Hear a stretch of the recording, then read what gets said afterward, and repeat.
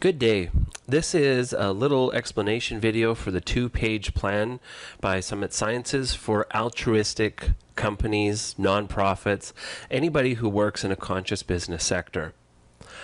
The plan is based in two different things. First of all, the airplane view. Standing back, looking at the big picture, the 10,000 foot view, the 20,000 foot view, whatever you want to call it, the big picture. The second thing that we're going to go over to do is look at what does things look like right in front of you? What do things look like for the next year? What do they look like for the next 90 days?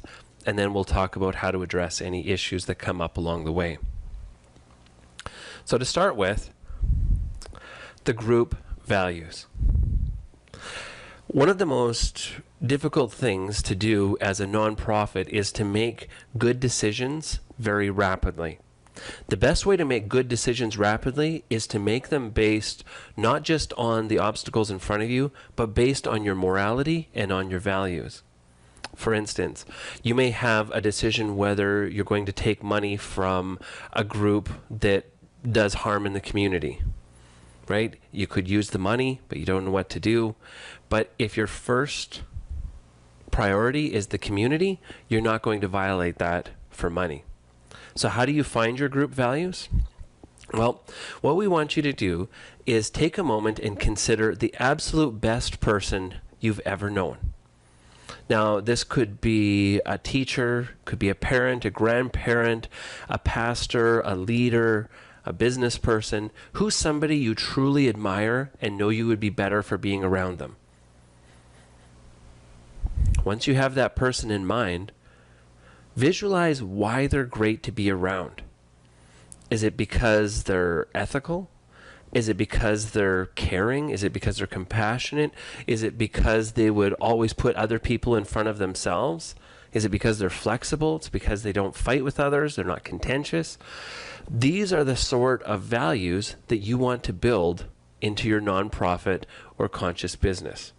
So first of all, start by interviewing the people you work with, the people you respect, on who's the best people they've ever known, and then drill down and find out why they were great to work with, and that's how you develop your group values. Your altruistic focus. Unfortunately, the world is riddled with problems. The fact is, we can't solve all of them. In order to make a difference, we need to have a specific focus, a region, a group of people, and how we're specifically trying to help that group of people to make a difference. So start to think about, what is your purpose? What is your cause? What is your passion? What makes you get out of bed in the morning, and what makes you amazing? And how can you use that to help other people? And this becomes your purpose, cause, or passion. Your niche is exact group of people that you're going to help. As we mentioned before, you can't help everybody. Nobody has the time or the energy or the resources to do it. So finding out who is the niche group you're going to work with. Your moonshot. This is taken from Kennedy's speech that we're going to put a man on the moon in 10 years. It mobilized the creative juices of an entire nation to be able to solve technical issues, whether it be with robotics, rocketry, computer systems. And the way he unleashed the passion of the nation was by saying that America was going to go to the moon. What is your moonshot? If everything went perfect in the next 10 years, what would you accomplish? Render that down into a statement, and that becomes something you can use to build passion and excitement in the people around you. The next step is to look at fundraising. The first one is target grants and donors. Understand what is the type of list you're going to be going after, who are the types of donors, what are the types of grants, and then start to develop a master list of every major donor, every major grant that the government has that would make a difference, so that you can systematically start addressing and introducing yourselves to these funding agencies and people. 3 uniques we bring to society. When you're an altruistic leader, somebody who's maybe been successful in business, you get pitched 3 to 5 times a day on a new nonprofit, a new do-goodery, a new cause, and unfortunately, almost all of the causes are worth donating to, but there's very specific resources that everybody has. So 3 uniques. Why are you different? Why is what you're doing different than anybody else? And when you think you have something unique, go out and Google it and see if there's anybody else in your area who's saying that they're unique in the same ways. Because unfortunately, quite often when people build the things, they say, this is what is unique. We have compassion for people. We care for the trodden down. We care for this. Unfortunately, when it comes to donors and fundraising, there's 4 to 5 people who've said the same thing to that leader that very day, and your odds of closing any donations are very small. The proven process, how do you use the money? Having a way of saying, this is exactly how we'll use your funds, this is exactly where they go to, and this is how we guarantee that they're actually going to help people and not just be used to support our overhead. So try and figure out how in 2 to 3 sentences you can explain why you're different to donors, what process you have in place to prove that their money is going to make a difference, and then how you guarantee that their money will make a difference. The 3-year picture. In order for your brain to unlock the energy needed to solve problems day to day and stay on track for the future, you need to know what good looks like a few years from today. Pick a future date. Find out what sort of money will you raise that year? What are some of the measurables? This many people will have went through our system. This many people will have gotten jobs. This many people will be rehabilitated. This many people will be free from drugs. What are some of the measurables? Then here, get descriptive. Get your team together, visualize what would perfect look like 3 years from now to have us on track for our moonshot. And then write out in detail what that looks. It's 25 volunteers doing this. It's 10 doing this.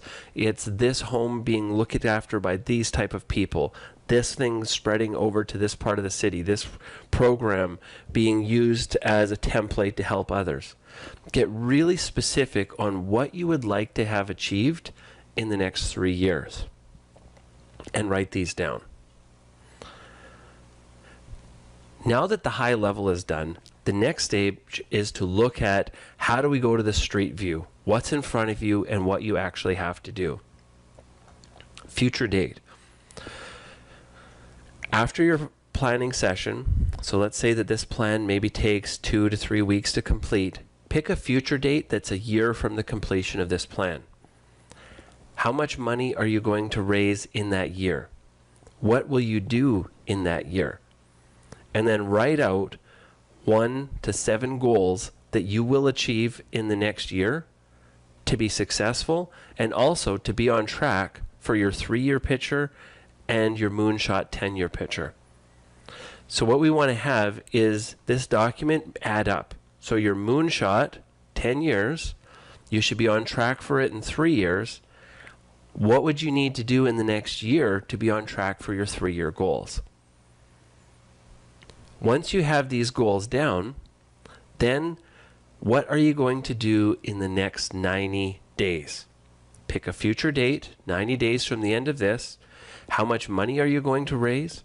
What measurables are you going to have done? Are you going to have a project plan? Are you going to have funding in place for the stage 1 of something? Be very specific on what success will look like for you. Then, rocks for the quarter. If you Google Stephen Covey, rocks, first things first, you'll get some videos explaining where the rocks for the quarter are taken from.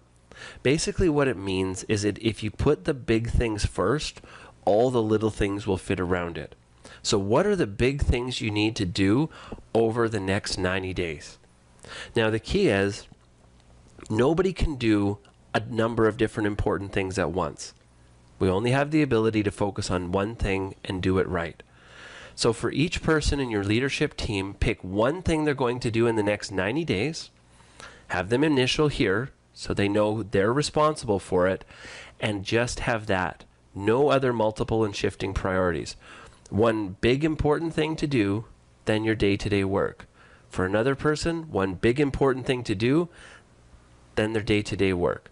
One big important thing to do, and have them initial here so every person knows that they are on the line to picking this thing and to getting it done.